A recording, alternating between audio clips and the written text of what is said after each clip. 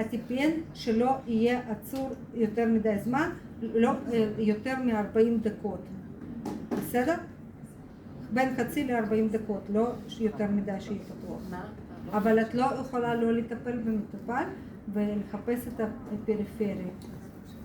את לא תכניסי, אם יש לו פורט אחד לג'גולרי, לא תכניסי, בגלל שאת לא מוצאת עוד ליין, תפתחי לו פה.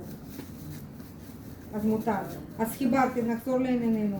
חיברתי את הוונטילים למחט לפורט.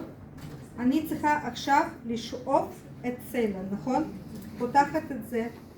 סלן, איך אנחנו יכולים לשאוף? תסתכלו. אופציה של החזקה עם גזה, אתם יכולים. אופציה שאתם יכולים להיכנס בצורה... אוי, אני עכשיו כרגע רואה לי כבר. תסתכלו. כן, ברור, תסתכלו. אתם שואבים את זה. אין שום בעיה. תסתכלו. אין שום בעיה. וגם אם את לא מסתדרת, את יכולה ככה לקחת. אבל לא לשכוח שהשתמש בזה, את זרקת את זה, ואת זה, כי קצה הוא כבר נגע במשהו, מפה את זורקת אותו החוצה, בתוך הפחית. זרקת. למה אנחנו בסטרילי? שואבים פה, כי אנחנו חייבים לשטוף את המחט עצמה. שטיפה המחט, את לא יכולה עם אוויר להכניס אותו. אני שוטפת אותו בפרצוף שלי שיהיה. לא, סגרתי כללים. את צריכה לשטוף אותו. עד שירד מצד השני. יופי. שטפנו, אין אוויר בו. שטפתי. אני משאירה מחט. אני משאירה את המחט. אני סוגרת רק את הקלמים. סגרתי את הקלמים.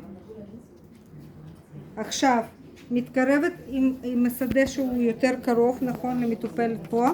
חיטוי, תסתכלו עוד פעם קלם. בנות, מישהו שאל על הקלמים להשתמש? בבקשה.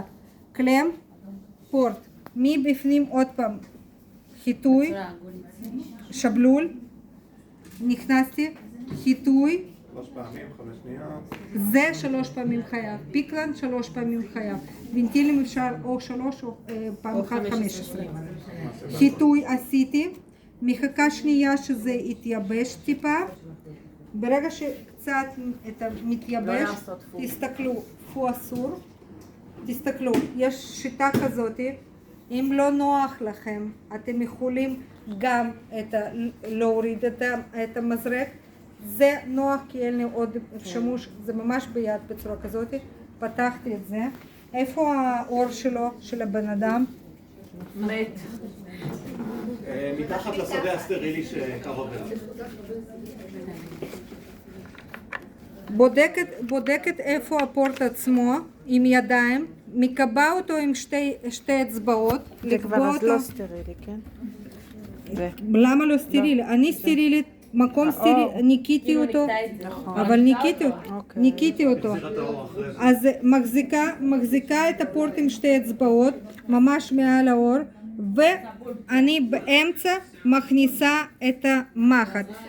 בנות, בנים, הכנסתי את המחט באמצע. מה אני עושה פעולה? עוד לא משחררת. אני צריכה לפתוח את הקלמים. פתחתי את הקלמים. אם לא מצליחה, אבל בדרך כלל מצליחה עם שתי אצבעות. בדקתי שפתחתי את הקלמים. מושכת אחורה. זה נכנסתי במקום. זה כן, זה דם. ראיתי שיש חזרת הדם. ומכניסה שטיפה. לאחר ששטפתי, אחרי ששטפתי, סוגרת את הקלמים, סגרתי את הקלמים, משחררת את זה ומוציאה את זה. המוליך של המחט עצמו.